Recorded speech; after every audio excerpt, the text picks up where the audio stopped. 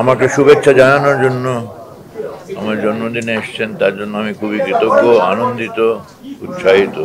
আপনাদেরকে সকলকে নিয়ে আমরা সারা দেশে মানুষকে আরও তাদের সুসংগত করে দেশে যেন সুশাসন কায়েম করতে পারি, গণতন্ত্র কায়েম করতে পারি, গণতন্ত্রকে সুসংগত করতে পারি, সে কাজে আমরা আছি, থাকবো এবং আপনাদেরকে নিয়ে থাকবো। এবং আপনাদের সেই উপস্থিতি আমাকে বিশ্বাস দিচ্ছে যে আমাদের যে জনগণের উপরে যে বিশ্বাস, এটা সত্যি জনগণ প্রমাণ করেছে একবার না বহুবার।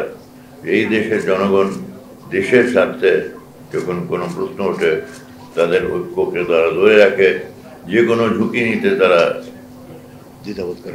দ্বিধাবোধ করে না এবং এগিয়ে আসে। তো সেই জিনিসটা থেকে আমরা বারবার বিজয় অর্জন করেছি, জনগণ বিজয় অর্জন করেছে এবং বাংলাদেশ শুধু টিকে নাই, আমরা আরো শক্তি সঞ্চয় করেছি।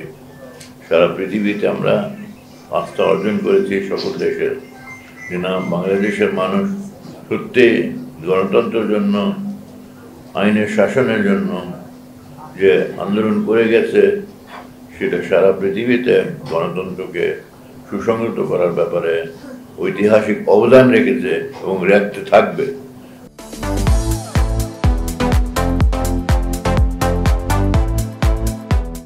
বিশ্বাস রাখেন, নিজের উপরে বিশ্বাস রাখেন, নতুন প্রজন্মের উপরে বিশ্বাস রাখেন, যারা কোনোদিন আমাদের এইসব ব্যাপারে পিছপা হয়নি, হবেও না। তাই আমাদের এই দৃঢ় বিশ্বাস যে আগামী দিনেও একটা শান্তিপূর্ণ কিন্তু অর্থপূর্ণ আপসীন আন্দোলন নিয়ে আমরা এগিয়ে যাব, দেশে গণতন্ত্রকে প্রাতিষ্ঠানিক রূপ দেব, দেশে যেন একটা স্থায়ী গণতন্ত্র আমরা যেটা চাই সেটা থাকবে, প্রাতিষ্ঠানিক রূপ থাকবে, জনগণ ঐক্যবদ্ধ হয়ে পাহারাদারের ভূমিকা রাখবে, জেলায় জেলায়, থানায় থানায় তারা সেই গণতন্ত্র প্রহরী হিসাবে ভূমিকা রাখবে এবং যেটা রেখে এসছে, যে কারণে আমরা এত কিছুর মধ্যেও সারা পৃথিবীতে কত কিছু ঘটে গেছে, কিন্তু বাংলাদেশে আমাদের গণতন্ত্র পতাকাকে আমরা তুলে ধরে রেখেছি, রাখবো, থাকবে এবং আমরা ভবিষ্যতে আরও একটা শক্তিশালী বাংলাদেশ গড়ে তুলব।